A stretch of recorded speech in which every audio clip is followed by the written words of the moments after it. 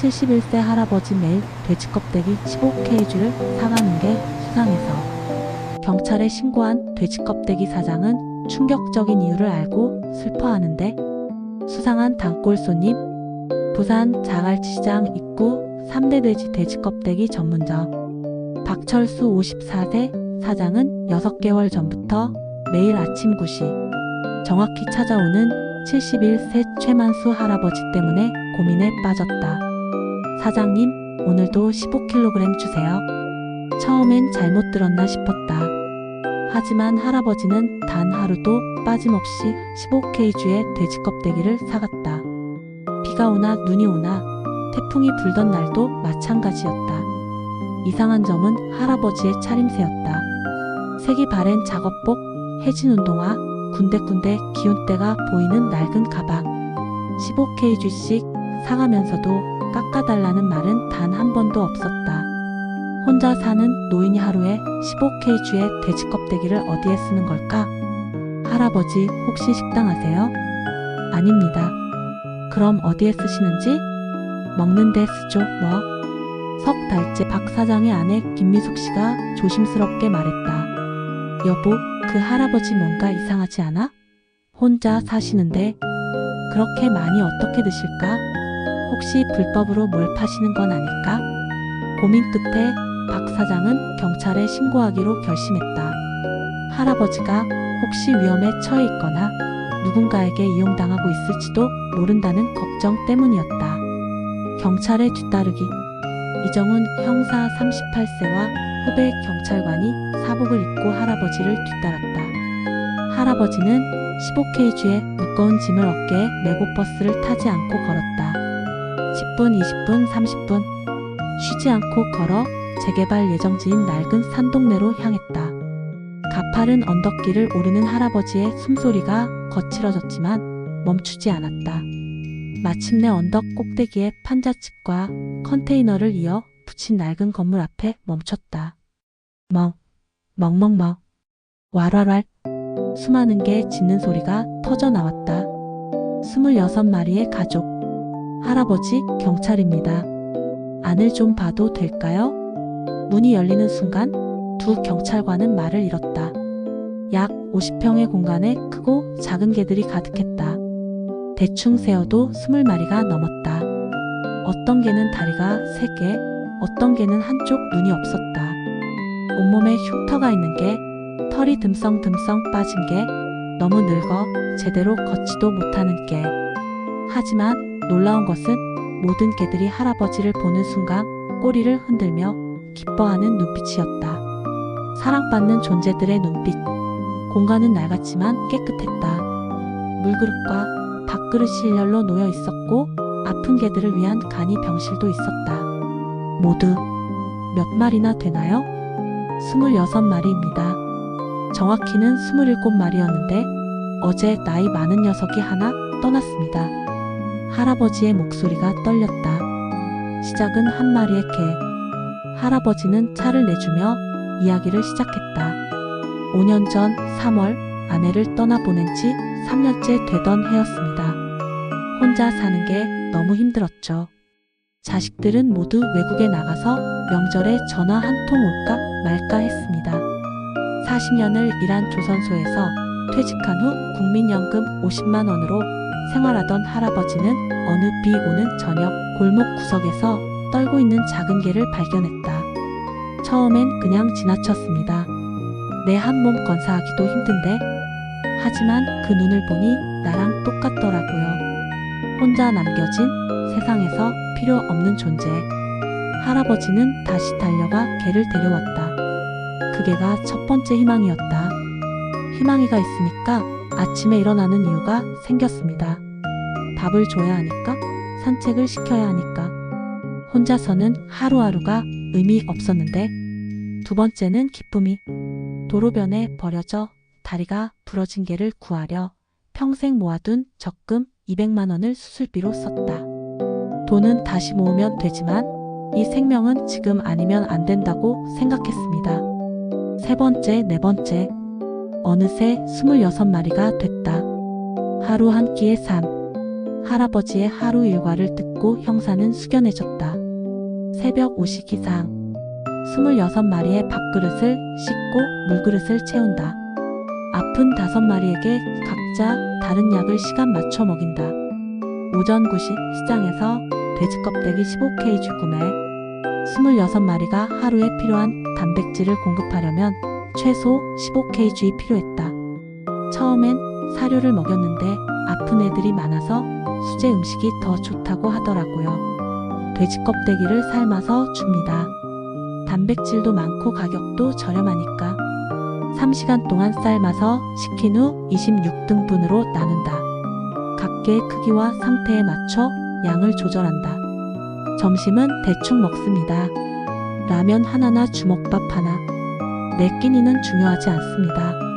오후에는 26마리를 3번에 나눠 산책. 저녁엔 배변을 치우고 바닥을 닦고 소독. 밤 10시 잠들기 전 한 마리씩 이름을 부르며 쓰다듬어 준다. 희망아, 오늘도 수고했어. 기쁨아, 약 잘 먹었지? 행복아, 다리는 좀 어때? 26개 이름. 모두 할아버지가 직접 지은 이름이다. 이름이 있어야 가족이니까요. 할아버지는 국민연금 50만원 중 본인이 쓰는 돈은 한 달에 10만원. 나머지 40만원은 모두 개들 먹이값과 병원비였다. 하루 한 끼만 드시며 개들을 돌봤다. 나는 이 정도면 충분합니다. 배고프면 물 마시면 되고. 하지만 이 애들은 제대로 먹여야죠. 아프면 안 되니까. 이 형사는 그 순간 울컥했다고 한다. 돼지 껍데기 사장의 눈물. 사장님, 조사 결과 알려드립니다. 오히려 제가 본 것 중 가장 아름다운 일이었습니다. 전화를 받은 박 사장은 그 자리에 주저앉았다. 26마리의 유기견, 하루 한 끼만 드시는 할아버지, 평생 모은 돈을 개들 병원비로 쓰신 이야기. 나는 할아버지를 의심했어. 불법으로 뭘 하시나. 그날 밤 박 사장 부부는 한숨도 자지 못했다. 다음날 아침 9시 할아버지가 들어왔다. 할아버지, 죄송합니다. 제가 할아버지를 의심하고 경찰에 신고까지 했습니다. 괜찮습니다. 나라도 이상하게 보였을 겁니다. 아닙니다. 이상한 게 아니라 아름다운 겁니다. 오늘부터 돼지 껍데기 무료로 드리겠습니다. 할아버지는 단호하게 거절했다. 안 됩니다. 공짜로 받을 순 없어요. 나도 자존심이 있습니다. 그럼 제 아버지랑 일주일에 한 번 술 한 잔 해주세요. 그게 제게 주는 돈입니다. 우리 아버지 많이 외로워하시거든요. 할아버지는 한참을 고민하다 고개를 끄덕였다. 마을이 움직이다. 그날 저녁 박 사장은 시장 상인 모임에서 할아버지 이야기를 했다. 하루아침에 시장 상인들이 모두 할아버지를 돕기로 했다. 채소 가게 김순애 아주머니 팔다 남은 채소들 가져가겠습니다. 생선 가게 이철민 사장 할아버지가 조선소에서 후배들 챙겨주신 거 기억합니다. 이제 제가 보답할 차례입니다. 동네 동물병원 김민준 원장도 직접 찾아왔다. 제가 개원할 때 다짐했습니다. 정말 도움이 필요한 동물들을 꼭 돕자고요. 이제부터 일주일에 2번 왕진 오겠습니다. 무료로요. 부산대학교 수의학과 봉사동아리 동물사랑 회원 15명이 찾아와 주말마다 청소와 산책을 도왔다. 저희가 수의학 공부하는 이유가 뭘까 고민했어요. 할아버지 이야기 듣고 깨달았어요. 진짜 이유는 할아버지처럼 동물을 사랑하고 보호하기 위해서라고요.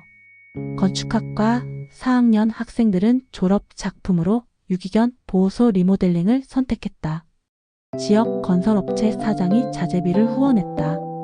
우리 아버지가 조선소 다니셨어요. 최만수 할아버지가 아버지한테 많이 도와주셨대요. 이제 내가 보답할 차례죠. 2달 동안의 작업 끝에 낡은 판잣집은 깨끗하고 안전한 보호소로 거듭났다. 자식들의 귀환. 할아버지의 이야기는 전국 뉴스로 보도됐다. 어느 날 미국에서 살던 큰 아들 최진호 48세 씨가 찾아왔다. 아버지, 뉴스로 봤어요. 미안해요, 아버지. 제가 너무 몰랐어요. 아들은 할아버지를 꼭 껴안고 울었다. 아버지가 이렇게 사시는데 저는 뭐 했습니까? 바쁘다는 핑계로 전화 한 통 제대로 안 하고. 괜찮다. 내 생활이 바쁜 건 아니까. 아닙니다. 저 미국 생활 정리하고 한국으로 돌아오겠습니다. 이제 제가 아버지 옆에 있겠습니다. 2달 후 큰아들 가족이 부산으로 이사 왔다. 손주들 12살, 9살도 매일 할아버지를 도왔다. 할아버지, 저희가 학교 끝나면 매일 올게요. 개들이랑 놀아주고 산책시키는 거 도와줄게요. 할아버지는 손주들을 안고 눈물을 흘렸다. 할아버지가 이렇게 행복해도 되는 건가? 1년 후 새로운 하루. 할아버지의 일상은 완전히 달라졌다. 여전히 새벽 5시에 일어나지만 이제는 혼자가 아니다. 큰아들이 함께 개들 밥을 준비한다. 박철수 사장이 일주일에 3번 돼지 껍데기를 배달한다. 시장 상인들이 돌아가며 채소와 고기를 가져다 준다. 김민준 원장이 일주일에 2번 왕진을 온다. 대학생들이 주말마다 청소하고 산책을 돕는다. 박영수 73세 지도 할아버지의 절친이 됐다. 만수 형님 덕분에 나도 요즘 삶이 의미 있어졌어요. 주말마다 여기 와서 개들이랑 놀고 형님이랑 이야기하고. 이게 진짜 행복이더라고요. 어느 비 오는 날 할아버지는 또 한 마리의 개를 발견했다. 5년 전 희망이를 만났던 그 골목에서. 이제 너도 우리 가족이야. 27번째 가족, 이름은 사랑이.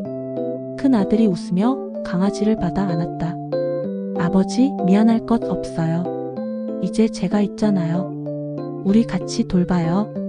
해질 무렵 할아버지는 보호소 마당에 앉아있다. 27마리의 개들이 주변에 모여있다. 큰아들이 따뜻한 차를 가져온다. 아버지, 후회 없으세요? 편하게 사실 수도 있었는데. 할아버지는 개들을 바라보며 웃는다. 후회? 전혀. 이게 내 인생에서 가장 잘한 일이야. 이 애들을 만나지 못했다면 나는 그냥 외롭게 늙어갔을 거야. 하지만 이 애들 덕분에 나는 사랑하는 법을 다시 배웠어. 해가 지고 하늘이 붉게 물든다. 27마리의 개들이 편히 쉬고 있다.